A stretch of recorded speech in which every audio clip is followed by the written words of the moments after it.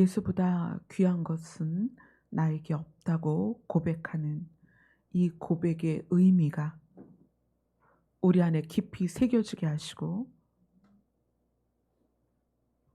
예수보다 귀한 것이 없다는 이 진리가 우리 안에 깨달아지게 하여 주시옵소서. 예수님 이름으로 기도드리옵나이다. 아멘. 오늘 본문 말씀은 요한 1서 5장 10절에서 12절 말씀입니다.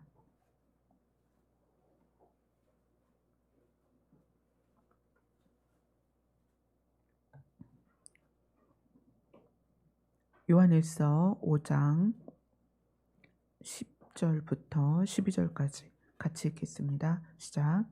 하나님의 아들을 믿는 자는 자기 안에 증거가 있고, 하나님을 믿지 아니하는 자는 하나님을 거짓말하는 자로 만드나니, 이는 하나님께서 그 아들에 대하여 증거하신 증거를 믿지 아니하였습니다. 또 증거는 이것이니, 하나님이 우리에게 영생을 주신 것과 이 생명이 그의 아들 안에 있는 그것이니라.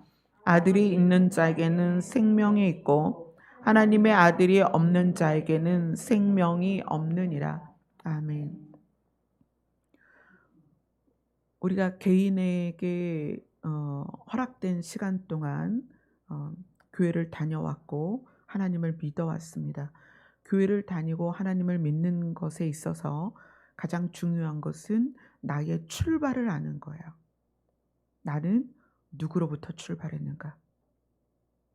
모두가 출생 연도와 출생일이 다 다를 거예요. 그러나 출발점은 동일합니다.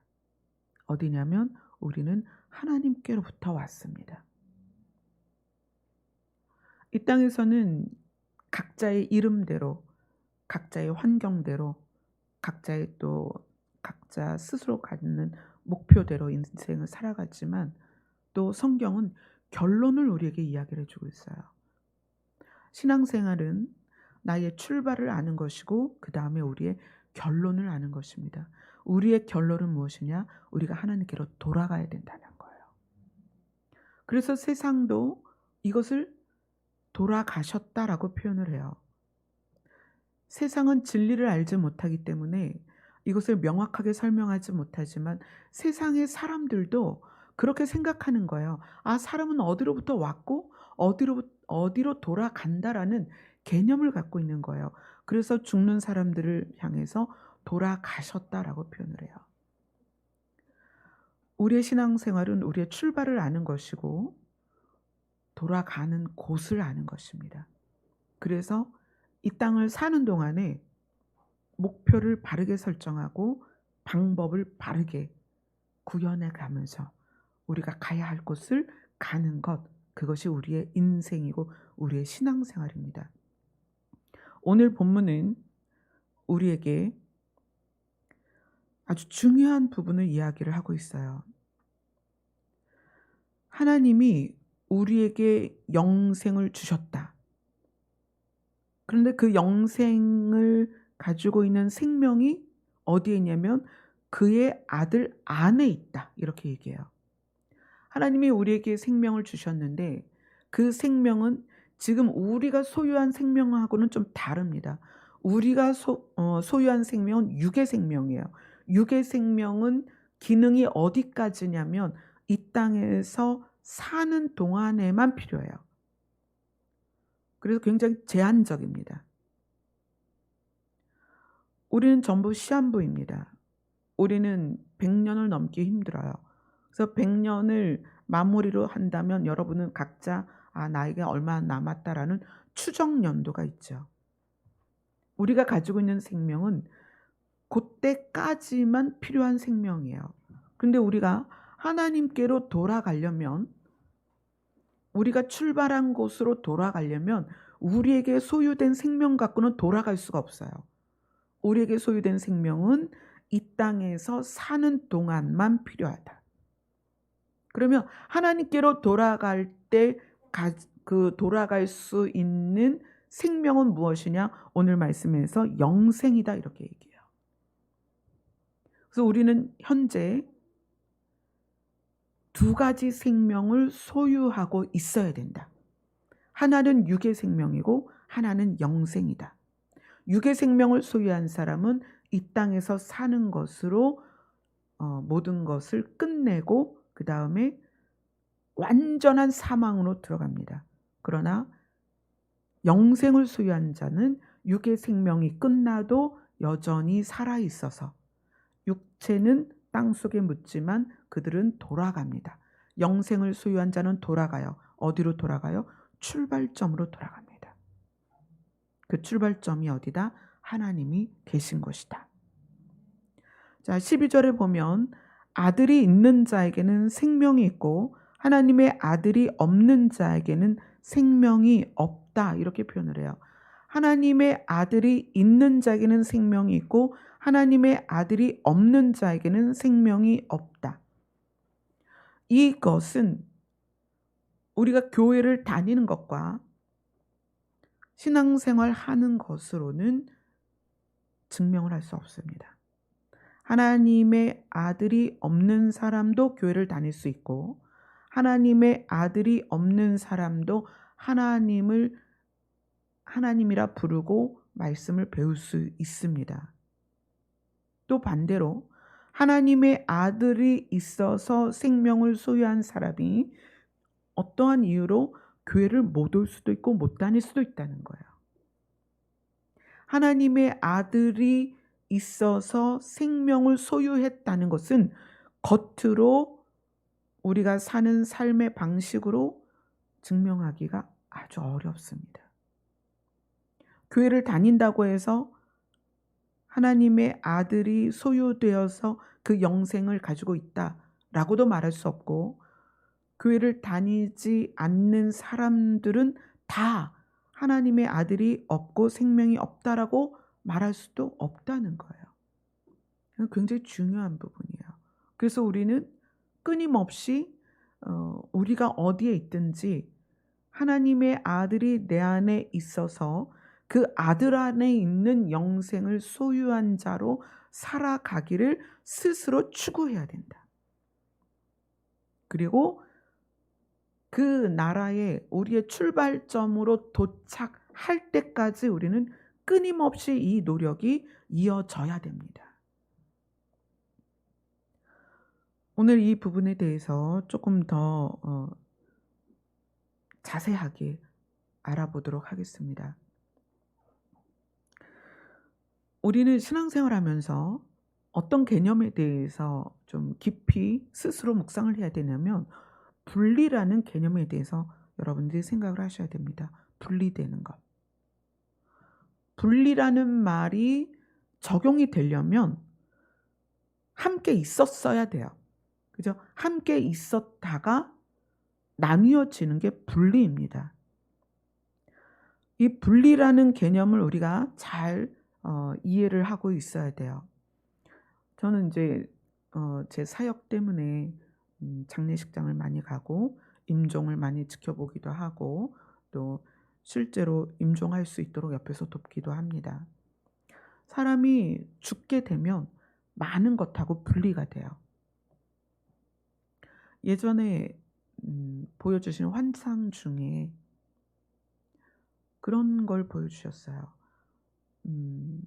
버려진 신발, 자전거, 아이들이 가지고 타고 노는 킥보드, 자동차, 옷, 또 집, 또 뭐 많이 쓰는 이제 모자들 이런 것들이 세상에 가득한데 이렇게 말씀하셨어요.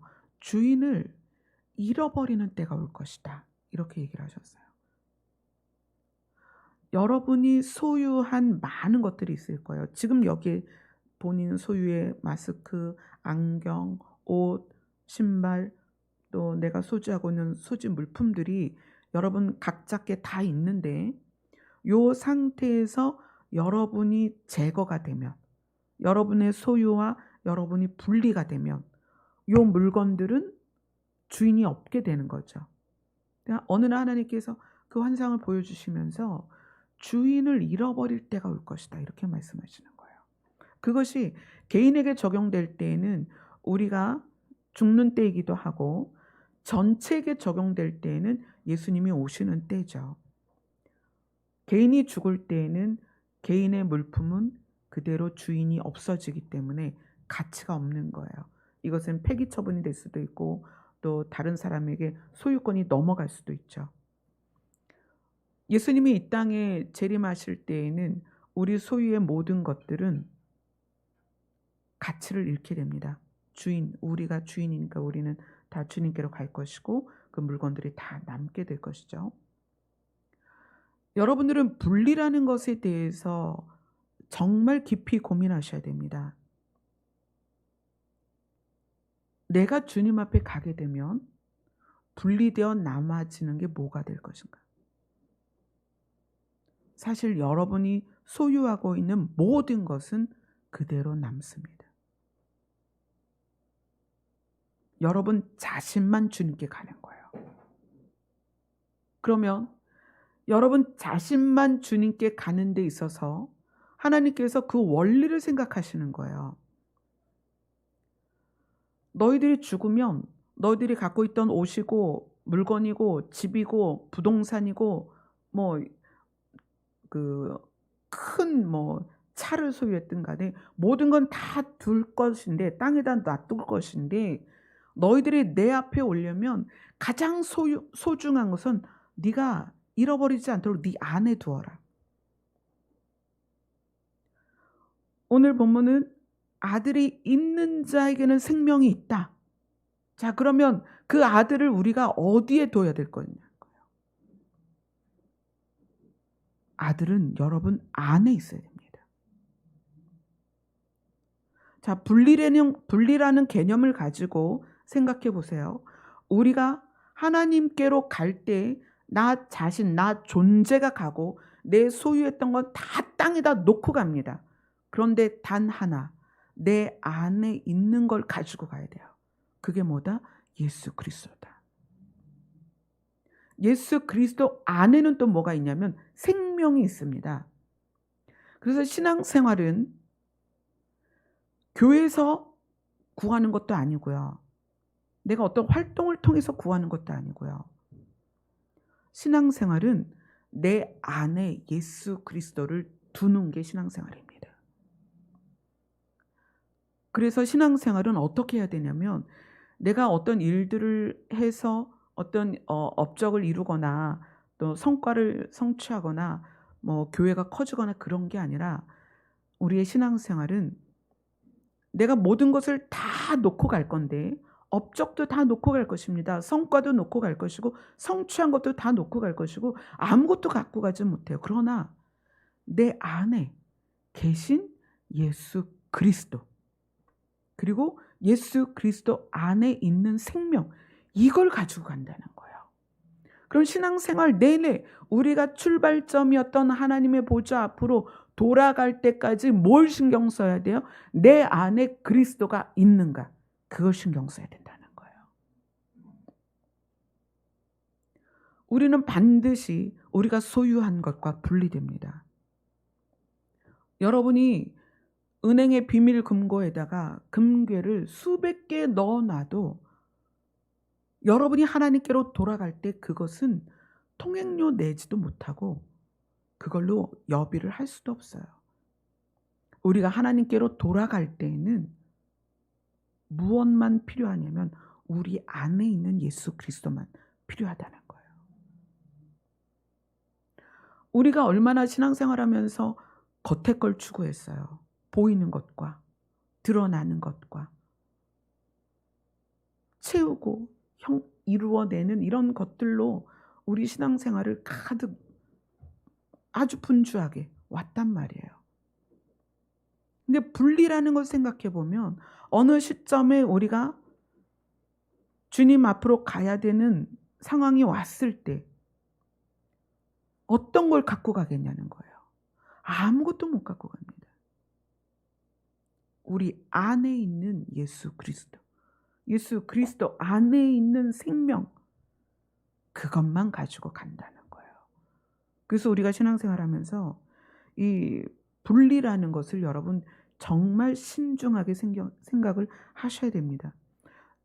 우리가 사람으로 살면서 소유도 있지만 또 우리가 재물로서의 소유 말고 사람과의 관계도 있어요.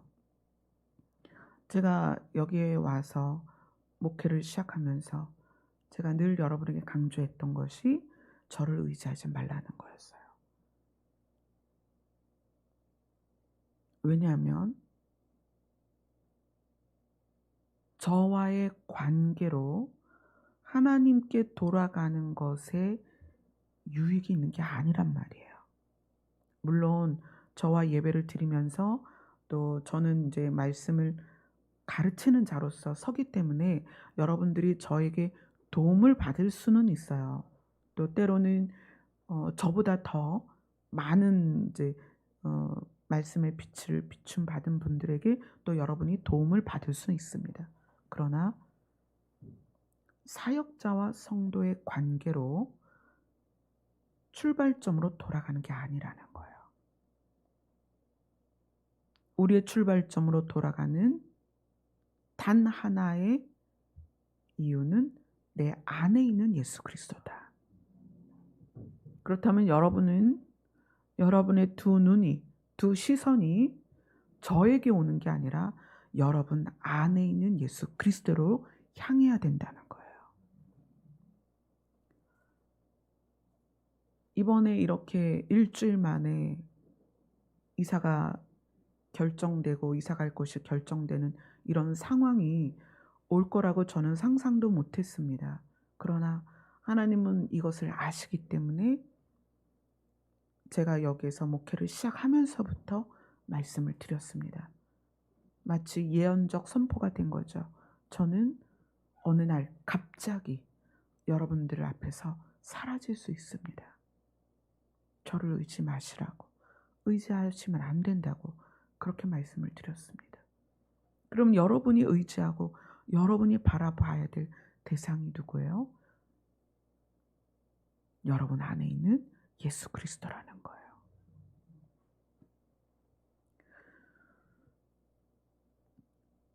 성경이 그 부분에 대해서 너무나 자세히 설명을 해주고 있습니다. 자, 우리 창세기를 한번 봅시다.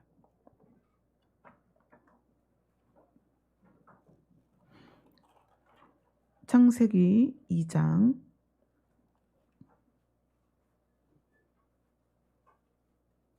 7절입니다. 제가 같은 성경 구절을 계속 여러분과 나누는 것은 여러분 안에 뼈대, 기준을 세워드리기 위함입니다. 자, 2장 7절을 같이 읽겠습니다. 시작. 여호와 하나님이 땅의 흙으로 사람을 지으시고 생기를 그 코에 불어넣으시니 사람이 생명이 되니라. 흙덩어리였던 사람에 하나님의 영이 들어오셔서 어떻게 안에 들어오셔서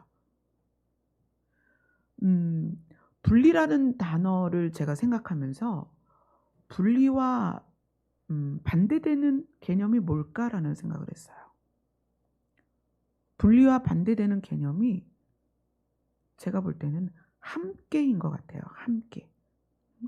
그래서 제가 성경을 찾아보니까 이 함께라는 것으로 굉장히 많이 그것을 설명을 해주고 있어요. 자, 하나님이 사람을 처음에 만드실 때 흙으로 덩어리를 만드셨고 하나님의 영이 들어오셨습니다. 그리고 나서 사람은 살아났어요. 생명이 되었습니다. 살아있는 존재가 되었어요. 자, 그 다음에 6장 3절입니다.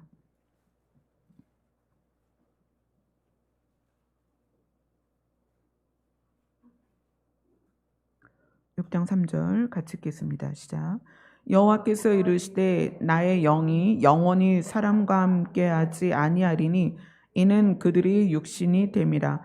그러나 그들의 날은 120년이 되리라 하시니라.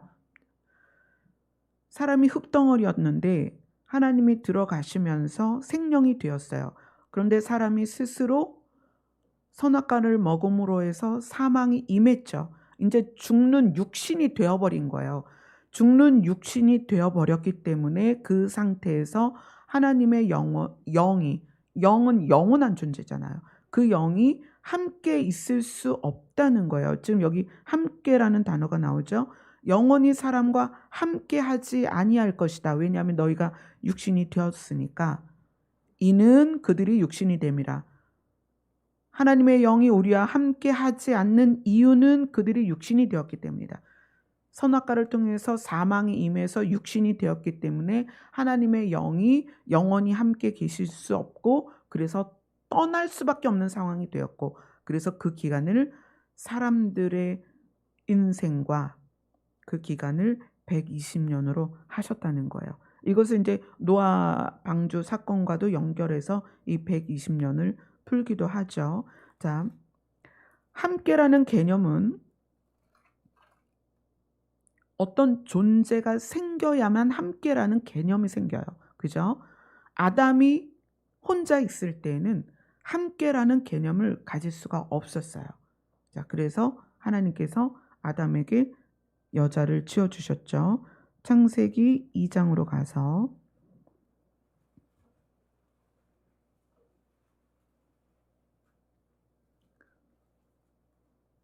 24절을 함께 읽겠습니다. 2장 24절 시작. 이러므로 남자가 부모를 떠나 그의 아내와 합하여 둘이 한 몸을 이룰지로다. 아담이 늘 혼자 있었는데 하나님께서 하와를 만드시고 합하는 한 몸을 이루게 하셨습니다. 그래서 그때부터 함께라는 단어가 생긴 거예요. 함께라는 개념이 생겼습니다.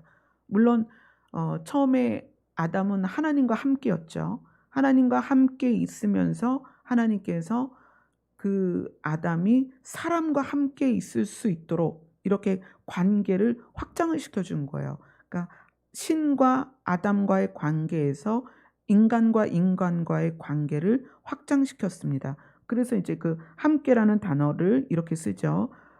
창세기 3장 6절입니다. 같이 읽겠습니다. 시작. 여자가 그 나무를 본즉 먹음직도 하고 보암직도 하고 지혜롭게 할 만큼 탐스럽기도 한 나무인지라. 여자가 그 열매를 따먹고 자기와 함께 있는 남편에게도 주매 그도 먹은지라. 그 다음에 12절입니다. 창세기 3장 12절 시작. 아담이 이르되 하나님이 주셔서 나와 함께 있게 하신 여자 그가 그 나무 열매를 내게 주므로 내가 먹었나이다. 혼자 있던 아담에게 사람이 하나가 생기면서 함께라는 개념이 생겼습니다. 이 함께라는 개념이 생기면서 다시 또 분리라는 개념이 생기는 거예요. 아담은 하나님과 함께 있다가 선악과를 먹으면서 분리가 됐죠. 아담과 하와는 함께 있다가 선악과를 먹으면서 그들에게 사망이 들어가니까 사망의 영향이 그들에게 미친 거예요. 그래서 아담과 하와는 그때부터 원래는 합하여 하나 되었던 사람들이 아담과 하와가 선악과를 먹고 나서부터 서로를 원망하고 미워하고 판단하고 이런 상황이 돼버린 거예요. 그래서 하나가 어떻게 되었다? 분리된 거예요. 함께 있었던 그들이 마음이 분리가 됐죠. 우리는 이 아담과 하와의 상황을 보면서 함께였지만 언제든 분리가 될 수 있다는 개념을 반드시 가지셔야 됩니다. 그 얘기는 우리 안에 계신 예수님이 우리와 함께 계시지만 함께라는 개념은 다시 분리라는 개념으로 갈 수 있다는 거예요. 자, 그거를 이제 창세기에서 이제 계속 우리에게 교훈을 줍니다. 자, 창세기 6장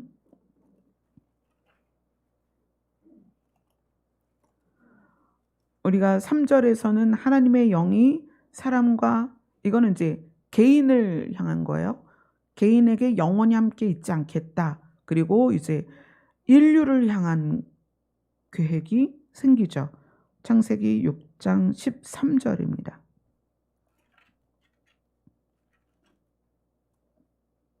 같이 읽겠습니다. 시작. 하나님이 노아에게 이르시되 모든 혈육 있는 자의 포악함이 땅에 가득함으로 그 끝날이 내 앞에 이르렀으니 내가 그들을 땅과 함께 멸하리라. 여기에서의 함께는 사람들이 어디와 함께 있었느냐를 보여주는 거예요. 자, 사람들이 무엇과 함께 있었냐면 포악함, 죄와 함께 있었다는 거예요. 하나님께서 세상을 향하여 바라보실 때에 에덴에서 아담은 하나님과 함께 있었어요. 그래서 영생을 누렸었던 존재입니다. 그러나 아담과 하와가 사망이 들어오고 세상으로 내어 쫓긴 다음에 사람들은 무엇과 함께 있냐면 사망과 함께 있는 거예요. 죄악과 함께 있는 거예요. 사망의 영향과 함께 있는 거예요. 그래서 혈육 있는 자의 포악함이 땅에 가득했다. 저주받은 땅과 악한 사람들이 연합되어서 그들이 함께 있는 거예요. 그래서 하나님께서 뭐라고 말씀하시냐면 내가 그들을, 어떤 그들을, 포악한 그들을, 죄 가운데 있는 그들을 포악한 땅과 함께 멸하리라. 자, 여러분, 함께라는 단어와 분리라는 단어가 여러분 안에서 나는 무엇과 함께 있고 무엇과 분리되었는가를 정말 디테일하게 보셔야 됩니다.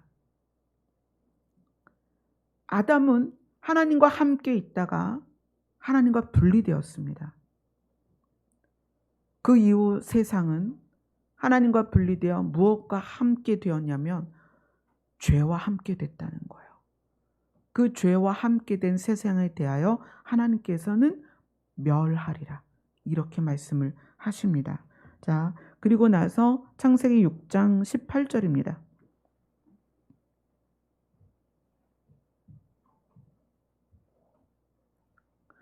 창세기 6장 17절 18절을 함께 읽겠습니다. 시작.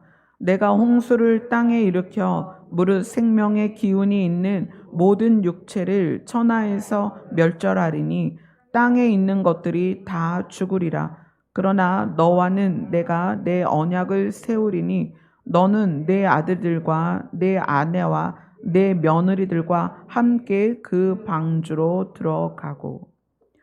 여기에서의 너는 노아입니다.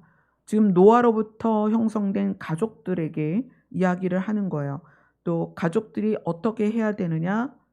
노아의 아들들 보고 너희는 너희 아버지와 함께 있어라.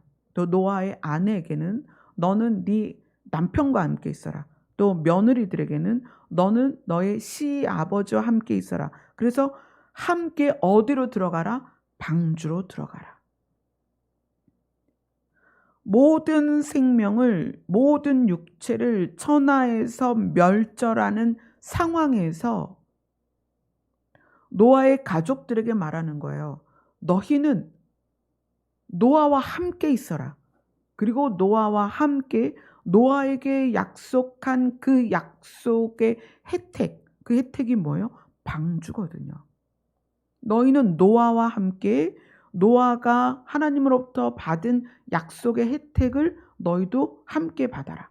왜냐하면 노아와 함께 있으니까. 그래서 노아와 함께 그들이 어디로 들어가요? 방주로 들어갑니다. 창세기 6장 19절을 같이 읽습니다.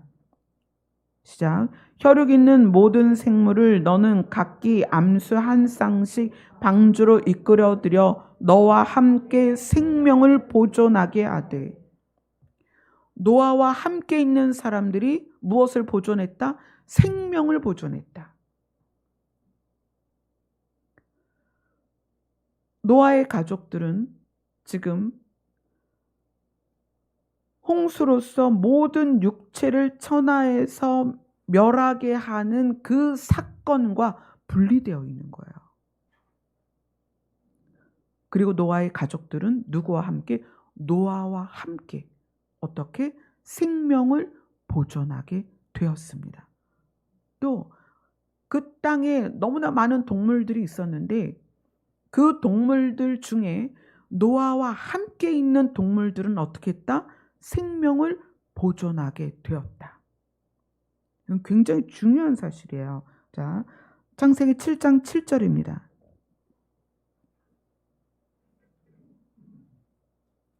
창세기 7장 7절입니다. 시작. 노아는 아들들과 아내와 며느리들과 함께 홍수를 피하여 방주에 들어갔고, 노아와 함께 있었던 아들들, 아내, 며느리들은 노아의 하나님과의 언약 때문에 어떤 혜택을 받았느냐? 홍수를 피했다. 아멘. 노아의 아들들이나 노아의 아내나 노아의 며느리들에 대해서는 성경에서 이야기하고 있지 않습니다. 홍수 이후에 나와요. 홍수 이전에 그들이 어떠했다라고 나오지 않아요. 단지 그들이 홍수를 피할 수 있었던 이유는 단 뭐다? 노아와 함께 있었다. 노아와 함께 있었기 때문에 홍수를 피하고 어디로 들어갔다? 방주로 들어갔다. 여러분 계속 여러분 안에 이 기준을 세우셔야 됩니다. 누구와 함께하고 무엇과 분리돼야 되는가? 창세기 7장 23절입니다.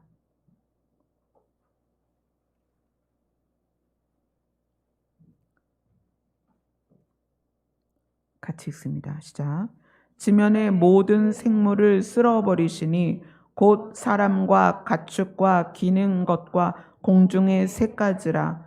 이들은 땅에서 쓸어버림을 당하였으되 오직 노아와 그와 함께 방주에 있던 자들만 남았더라. 지면의 모든 생물을 쓸어버리셨어요. 그 생물 안에는 사람, 가축, 기는 것, 공중의 새까지 다 포함됐습니다. 그런데 유일하게 살아남은 자들에 대해서 오직이라는 표현을 써요. 그들만 살아남았기 때문에 오직 노아와 그와 함께 방주에 있던 자들만 남았더라. 이렇게 지금 이야기를 하고 있습니다. 함께라는 건 이렇게 중요한 거예요. 누구와 함께? 이들은 노아와 함께. 그래서 홍수를 피하고 방주에 들어가고 결론적으로 살아남았다 이렇게 얘기를 해요. 그 여러분들은 누구와 함께 해야 되냐는 거예요. 자, 그것에 대해서 요한복음으로 갑니다. 여러분이 함께 할 자를 여러분에게 소개하겠습니다. 요한복음 5장입니다. 요한복음 5장 24절부터 보겠습니다.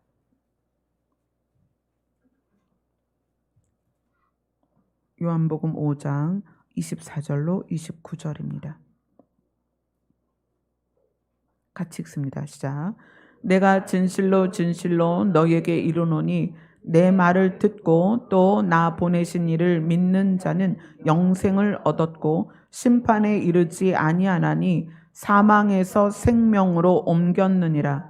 진실로 진실로 너희에게 이르노니 죽은 자들이 하나님의 아들의 음성을 들을 때가 오나니 곧 이때라. 듣는 자는 살아나리라. 아버지께서 자기 속에 생명이 있음같이 아들에게도 생명을 주어 그 속에 있게 하셨고 또 인자됨으로 말미암아 심판하는 권한을 주셨느니라. 이를 놀랍게 여기지 말라. 무덤 속에 있는 자가 다 그의 음성을 들을 때가 오나니 선한 일을 행한 자는 생명의 부활로 악한 일을 행한 자는 심판의 부활로 나오리라. 아멘. 오늘 여기에서 명확하게 이야기합니다. 내 말을 듣고 또 나 보내신 이를 믿는 자는 무엇을 얻었고 영생을 얻었고 여기에서의 나는 누구예요? 예수 그리스도라는 거예요. 예수 그리스도를 그 말씀을 들어서 믿고 또 예수 그리스도를 보내신 하나님을 믿는 자는 영생을 얻었다. 그래서 사망에서 생명으로 옮겨졌다. 이것을 많은 이단들이 각자의 교주들을 세워서 그 사람의 이름으로 이거를 적용하려고 그래요. 사람은 사람을 살릴 수 없습니다. 신이 사람을 살리는 거예요. 신의 생명이 우리를 살리는 것입니다. 영생에 대하여 얼마나 많은 이단들이 자기들의 것이라고 이야기를 합니까? 그러나 사람은 사람을 살릴 수가 없어요. 누구만? 예수 그리스도만 우리를 사망에서 생명으로 옮기십니다. 만약에 세상의 교주들이 내가 너희를 영생에 이르게 하겠다 한다면 그 자신이 사망을 이겨야 돼요. 죽지 말아야 합니다. 불에 들어가도 물에 빠져도 죽지 않아야 됩니다. 예수님처럼 무덤을 이기고 나오셔야 됩니다. 자, 그 다음에 우리가 어디로 가냐면 이제 우리가 지금 함께라는 개념과 분리라는 개념을 가지고 있는데 이 함께라는 게 무엇이냐? 함께의 개념을 조금 더 보겠습니다. 요한복음 6장 56절입니다.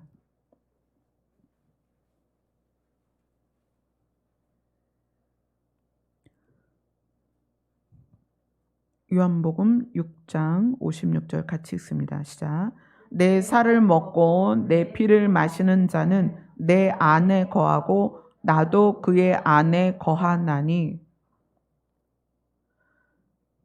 내 살은 참된 양식이요 내 피는 참된 음료로다. 내 살을 먹고 내 피를 마시는 자는 예수님을 기념하는 자는 예수님을 믿는 자는 그로 인하여 생명을 얻는 자는 어떠하다?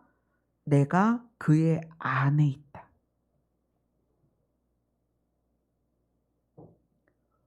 우리 안에, 개인 안에, 내 안에 누가 있다?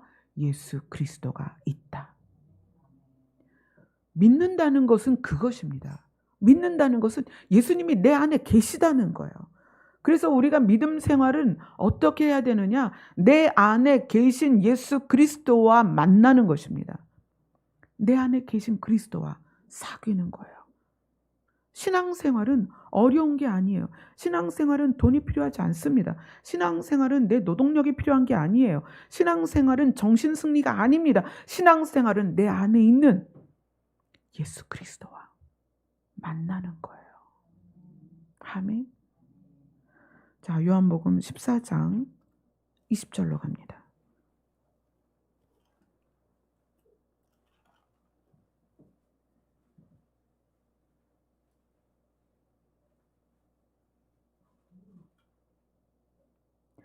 요한복음 14장 19절 20절 같이 읽겠습니다. 시작. 조금 있으면 세상은 다시 나를 보지 못할 것이로되 너희는 나를 보리니 이는 내가 살아있고 너희도 살아있겠음이라. 그날에는 내가 아버지 안에 너희가 내 안에 내가 너희 안에 있는 것을 너희가 알리라.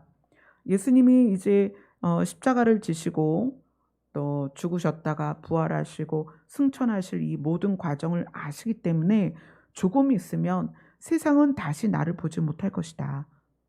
그런데 너희는 나를 볼 것이다. 왜냐하면 내가 살아있고 너희도 살아있겠다. 자, 앞으로 미래적인 상황들이죠. 그 날에는 내가 아버지 안에 너희가 내 안에 내가 너희 안에 있는 것을 너희가 알게 될 것이다. 지금은 육체로 계신 예수님이잖아요. 그죠? 하나님께서 육체로 오셔서 지금 육체로 계신 예수님이신데 이 육체로 계신 예수님이 사망 권세를 이기고 나서 그 다음에 예수님이 승천하시고 났을 때 성령께서 우리 안에 오시는 거죠. 이것을 예수님은 내가 너희 안에 있을 것이다 이렇게 표현을 하세요. 신앙생활은 우리 안에 계시는 예수님을 만나는 것입니다. 수박이라는 것을 딱 갖다 놓고 쪼개지 않고 계속 수박 겉을 핥으면 진짜 수박의 맛을 모르잖아요. 그래서 그런 것을 수박 겉핥기다 이렇게 이야기를 해요. 우리가 신앙생활을 우리의 몸으로, 우리의 지식으로, 우리의 물질로 한다면 그건 신앙생활이 아닙니다. 신앙생활은 내 안에 계신 예수 그리스도를 만나는 것입니다. 제가 이것을 계속 거듭 말씀드리는 것은 우리가 두려워하는 상황들이 건물인 교회와 분리되는 거예요. 그렇지 않아요? 자, 우리가 분리라는 개념으로 다시 갑니다. 우리는 함께라는 단어 안에서 분리가 나오기 때문에 공동체에서 함께 예배 드리다가 언젠가 공동체에서 분리될 수 있어요. 또 내가 좋아하는 목회자와 신앙생활 하다가 목회자하고도 분리가 될 수 있습니다. 또 내가 좋아하는 어떤 그 지역에 있다가 그 지역에서 또 분리가 될 수 있죠. 그러한 때에 분리를 경험하고 있지 않을 때에는 그런 걸 생각을 못하지만 분리를 앞두고 분리하게 되었을 때, 지금 우리 교회 같은 상황이죠. 그때 우리가 어떻게 할 것이냐는 거예요. 기억하세요. 여러분의 신앙생활은 내 안에 계신 예수 그리스도와 함께입니다. 여러분이 물론 이제 함께 가시는 분들도 있지만 그렇지 못한 분들은 지역에서 여러분들이 원하는 교회를 찾으시면 돼요. 또 어떤 분들은 이제 집에서 그 비대면으로 예배를 계속 드리셨던 것 때문에 앞으로도 계속 그런 상황이 올 거니까 집에서 예배를 드리겠다. 그럴 수도 있습니다. 뭐가 중요하다? 내 안에 있는 예수 그리스도. 그것이 핵심이다. 그 예수 그리스도 없이 수천 명 모이는 교회에 있어도 소용이 없다는 거예요. 그 예수 그리스도가 없으면 이 안에 저와 마주보고 있는 것이 의미가 없다는 거예요. 만약에 제 안에 예수 그리스도가 안 계시다면 제가 여기에 서서 여러분에게 말씀을 전하는 것이 저에게는 아무 유익이 없습니다. 열심히 말씀은 전할 수 있지만 저는 유익이 없다는 거예요. 제 안에 예수 그리스도가 없다면. 그래서 제가 여러분을 향하여 또 전화나 또 대면하여 상담하는 많은 분들을 대하지만 제가 가장 신경 쓰는 것은 제 안에 계신 예수 그리스도입니다. 제 안에 예수 그리스도가 안 계시다면 저의 사역은 아무 의미가 없습니다. 여러분들이 저를 사랑하는 그것이 저에게 아무 유익이 아니라는 거예요. 저의 가장 큰 유익은 제 안에 계신 예수 그리스도와 사귀는 것입니다. 그래서 하나님께서 교회를 놓고 가라고 해도 가는 거예요. 한 번도 가보지 못했던 그 지역으로 보내실 때 순종하는 것은 제 안에 계신 예수 그리스도와 함께 가기 때문입니다. 신앙생활은 밖에서 찾을 수 있는 게 아닙니다. 밖에 있는 것들로 어떤 것으로도 채울 수 없습니다. 신앙생활은 내 안에 계신 예수 그리스도와 이루어지는 것입니다. 요한복음 15장 4절로 7절입니다. 같이 읽겠습니다. 시작. 내 안에 거하라. 나도 너희 안에 거하리라. 가지가 포도나무에 붙어 있지 아니하면 스스로 열매를 맺을 수 없음 같이 너희도 내 안에 있지 아니하면 그러하리라. 나는 포도나무요 너희는 가지라. 그가 내 안에 내가 그 안에 거하면 사람이 열매를 많이 맺나니 나를 떠나서는 너희가 아무것도 할 수 없음이라. 사람이 내 안에 거하지 아니하면 가지처럼 밖에 버려져 마르나니 사람들이 그것을 모아다가 불에 던져 사르느니라. 너희가 내 안에 거하고 내 말이 너희 안에 거하면 무엇이든지 원하는 대로 구하라. 그리하면 이루리라. 아멘. 우리가 신앙생활하면서 원하는 것들이 있죠.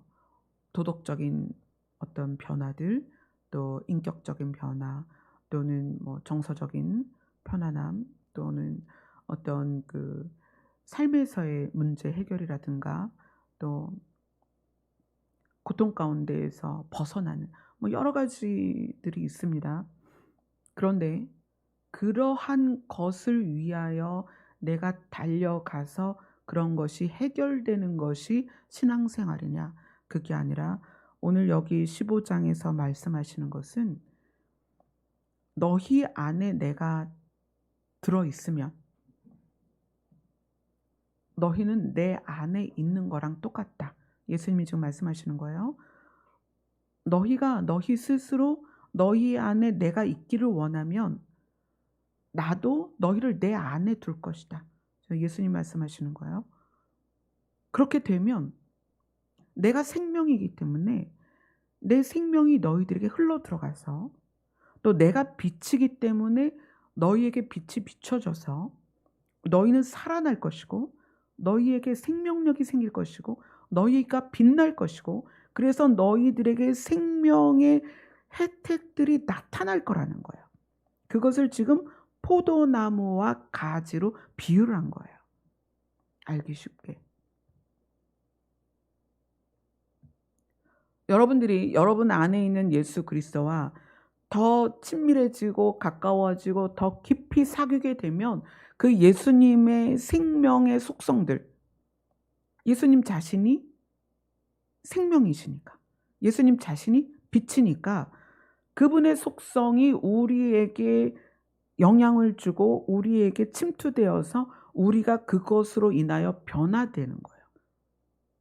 우리가 막 성경을 암송해서 외워서 그것이 나를 지배하도록 훈련하고 단련해서 되는 게 아니라 내 안에 계신 예수 그리스도의 생명력이 내 안에서부터 나온다는 얘기예요. 어떻게? 스스로 열매를 맺을 수 없는 너희들이 절로 열매를 맺는다는 거예요. 스스로는 열매를 맺을 수 없는데 저절로 맺는다는 거예요. 누구로 인해서? 내 안에 계신 예수 그리스도로 말미암아. 그래서 그것이 삶에서 어떻게 드러나느냐면 요한복음 15장 11절을 함께 읽겠습니다. 시작. 내가 이것을 너희에게 이름은 내 기쁨이 너희 안에 있어 너희 기쁨을 충만하게 하려 함이라. 자, 예수 그리스도가 내 안에 있는데 우리가 기쁘게 된다는 거예요. 예수 그리스도의 기쁨이 우리에게 드러나게 된다는 거죠. 또 요한복음 17장 13절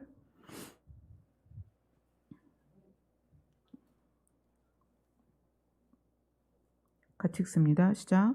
지금 내가 아버지께로 가오니 내가 세상에서 이 말을 하옵는 것은 그들로 내 기쁨을 그들 안에 충만히 가지게 하려 함이니이다. 자, 지금 계속 예수님이 자기의 기쁨을 우리가 누리도록 해주겠다 이렇게 말씀하세요. 예수님이 내 안에 계실 때 예수님의 기쁨을 우리가 누리게 하시겠다. 자, 그 다음에 16장으로 갑니다. 요한복음 16장 33절입니다.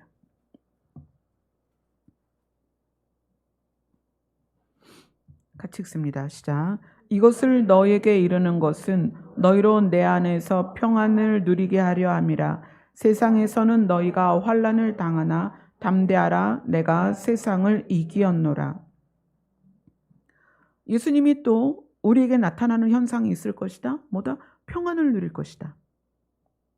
내가 너희 안에 있으면 너희는 평안을 누리게 될 것이다.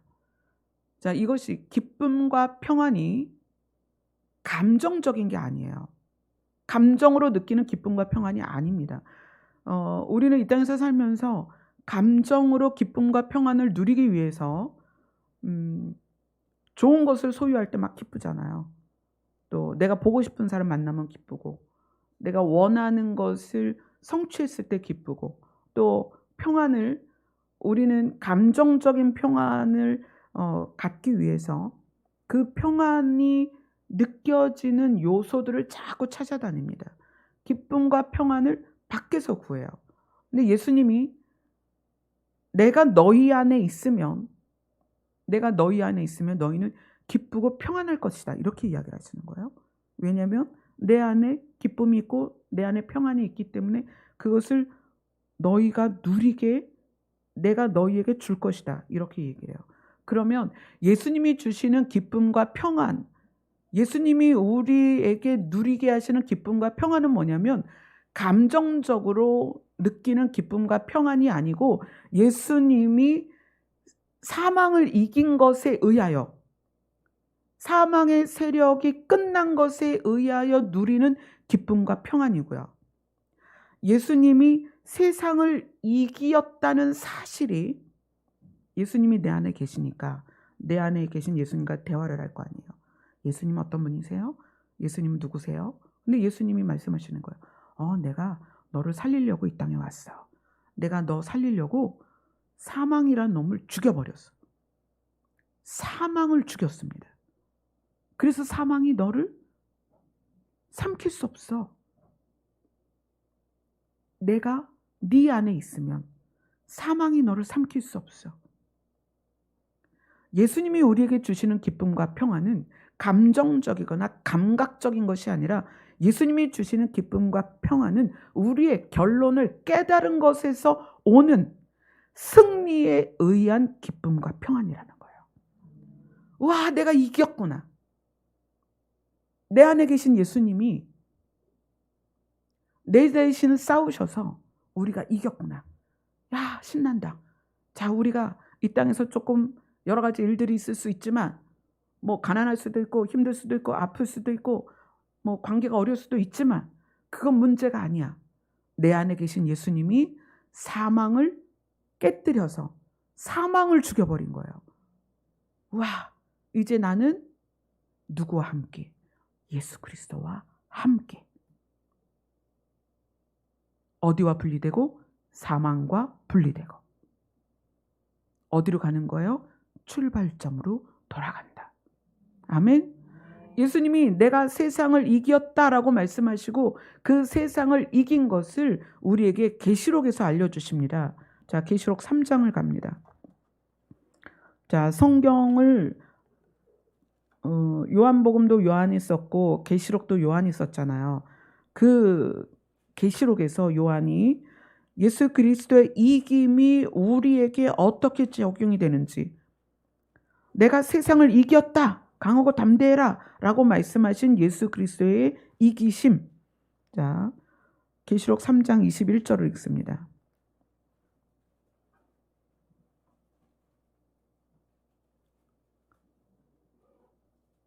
계시록 3장 21절입니다. 시작. 이기는 그에게는 내가 내 보좌에 함께 앉게 하여 주기를 내가 이기고 아버지 보좌에 함께 앉은 것과 같이 하리라. 예수님이 사망을 싸워서 이기셨잖아요. 사망을 죽여버린 거야. 사망을 이기고 아버지 보좌에 함께 앉은 것 같이 이기는 그는 내가 그 보좌에 함께 앉게 해주겠다는 거예요. 그 이기는 그가 어떻게 이길 수 있느냐? 그가 누구냐? 자, 계시록 17장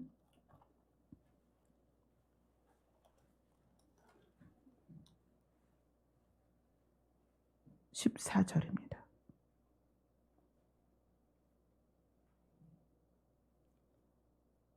계시록 17장 14절입니다. 시작.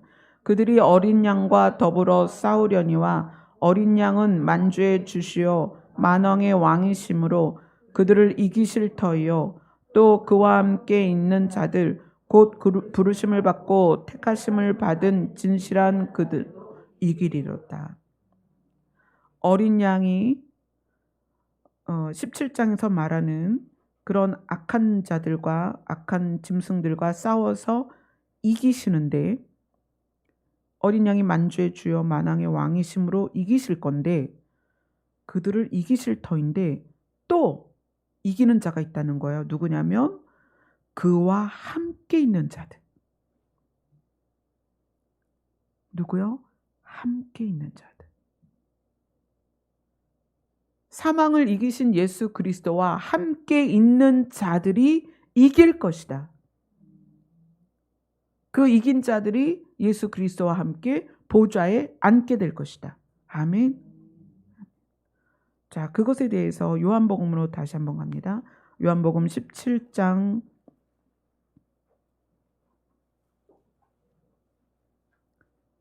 23절입니다.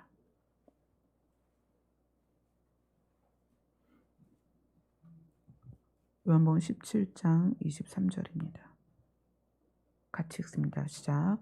곧 내가 그들 안에 있고 아버지께서 내 안에 계시어 그들로 온전함을 이루어 하나가 되게 하려 함은 아버지께서 나를 보내신 것과 또 나를 사랑하심 같이 그들도 사랑하신 것을 세상으로 알게 하려 함이로소이다. 우리 안에 예수 그리스도가 계시면 예수 그리스도 안에 아버지께서 계세요. 그래서 셋이 함께 있는 거예요. 하나님 아버지와 아들 예수 그리스도와 하나님의 자녀된 우리가 함께 있는 이 상황을 뭐라고 말하냐면 온전하다 이렇게 얘기해요. 우리 안에 예수님이 계시면 우리는 온전해집니다. 그래서 절로 생명의 영향이 우리에게서 드러나게 됩니다. 그리고 우리는 예수 그리스도의 이김이 우리 안에 있기 때문에 우리가 예수 그리스도와 함께 있으면 사망이 우리를 삼킬 수 없다. 그래서 우리는 이기는 자가 되고 우리는 어디에 있는다? 예수 그리스도가 하나님의 보좌 우편에 있는 것처럼 우리도 그 보좌로 올라간다. 아멘. 자, 정리를 하겠습니다. 그래서 신앙생활은 내 안에 계신 예수 그리스도와 사귀는 것이다. 친해지는 것이다. 그분의 영향을 받는 것이다. 그분의 생명의 혜택을 누리는 것이다. 그분의 빛의 혜택을 누리는 것이다.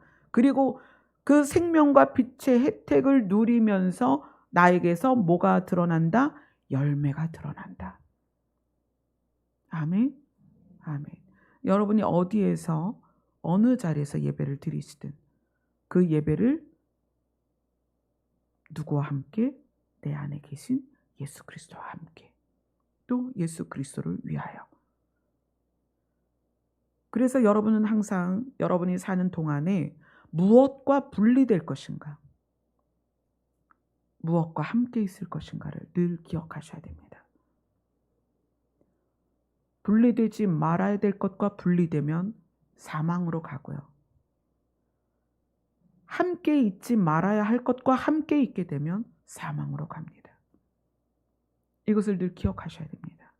그래서 여러분의 신앙생활은 늘 내 안에 계신 예수 그리스도와 연합하는 것, 함께 있는 것, 그분과 사랑을 나누는 것, 그것에 초점을 맞추셔야 됩니다. 아멘.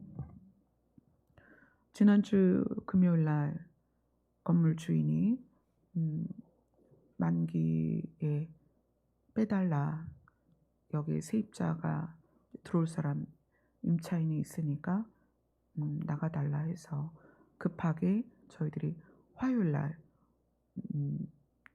지난 화요일날 10명이 내려갔어요. 그러니까 저희가 가야 할 땅은 예산이고 그 예산 땅은 그냥 산속이에요. 사과나무가 가득한 산속입니다. 그래서 거기로 갈 수는 없기 때문에 거기와 가장 가까운 지역으로 갔어요. 근데 거기에 홍성군이라는 곳이 있어요. 홍성군에 신도시가 하나가 생겨 있어서 거기를 갔어요. 처음에는 이제 공실들을 쭉 봤는데 공실들은 이제 신도시다 보니까 규모도 크고 어떤 사업을 하기에 좋도록 아주 크게 잘 지어놨는데 저희들이 들어가기에는 임대료도 비싸고 또 인테리어 비용도 너무 비싸고 그래서 머뭇거리다가 비어있는 교회가 혹시 있으면 소개를 해달라 그랬더니 딱 하나가 있다고.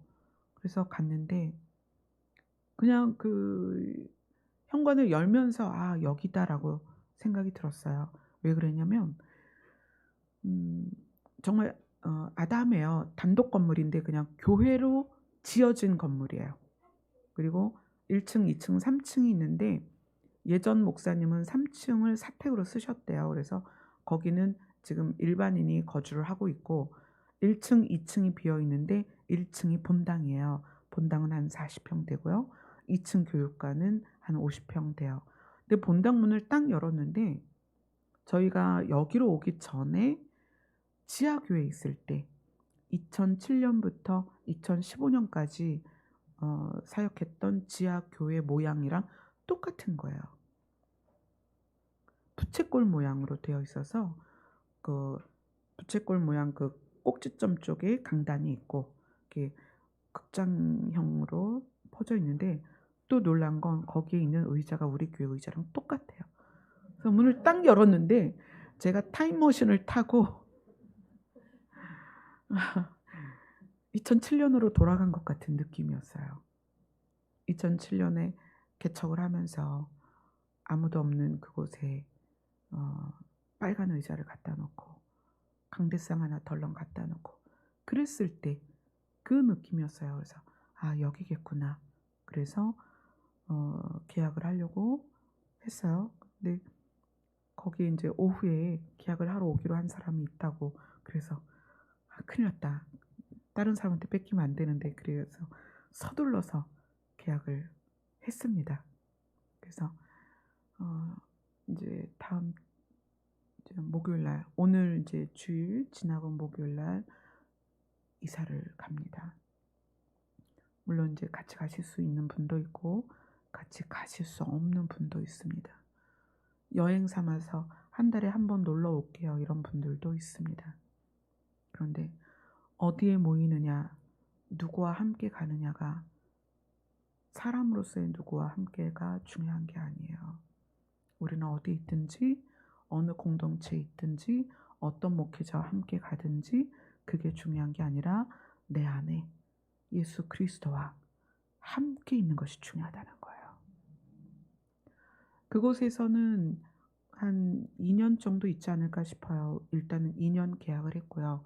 저희가 가야 할 예산 땅의 어 상황이 어떻게 될지 아직 모르기 때문에 근데 들려온 소식에 의하면 그 예산 땅은 지금 사과나무하고 뭐 이제 콩이나 고구마가 심어져 있는 그런 곳인데 예산군에서 거기까지 상수도를 지금 끌어다 주고 있어요.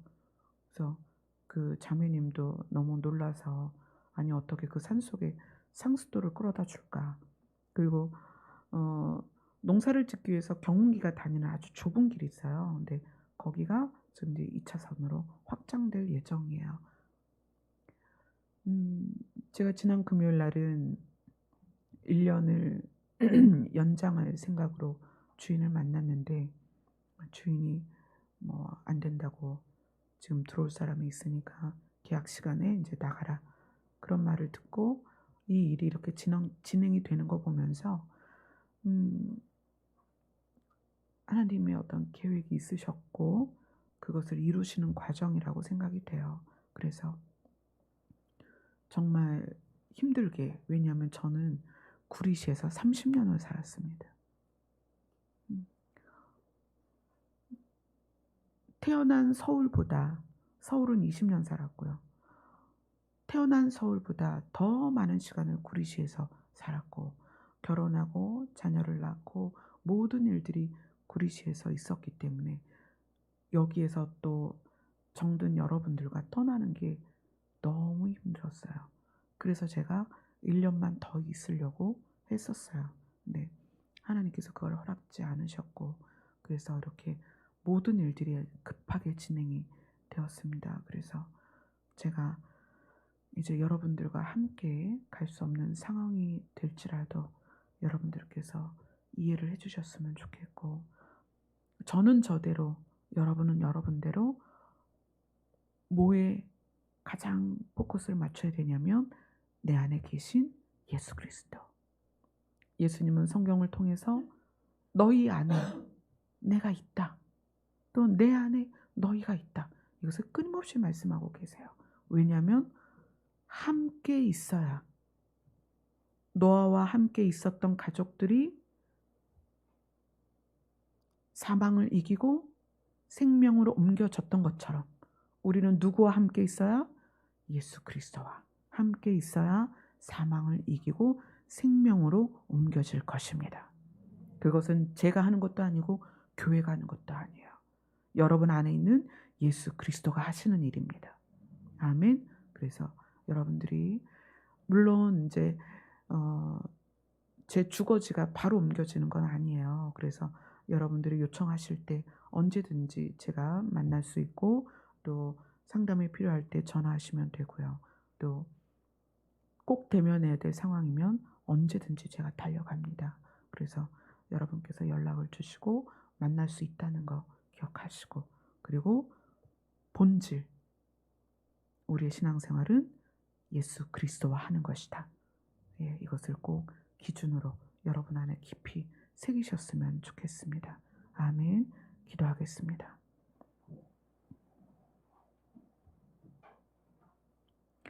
하나님의 아들이 없는 자에게는 생명이 없습니다. 이제 오늘부터 소외되었던 내 안에 계신 예수님과 다시 만나게 하여 주시옵소서. 그분의 말에 귀를 기울이게 하여 주옵소서. 그분의 뜻을 우리가 헤아리게 하여 주시옵소서. 그들의 방법을, 예수님의 방법을 우리가 따라가게 하여 주시옵소서. 그래서 우리가 절대로 그분과 분리되지 않도록 하나님께서 인도하여 주시옵소서. 예수님 이름으로 기도드리옵나이다.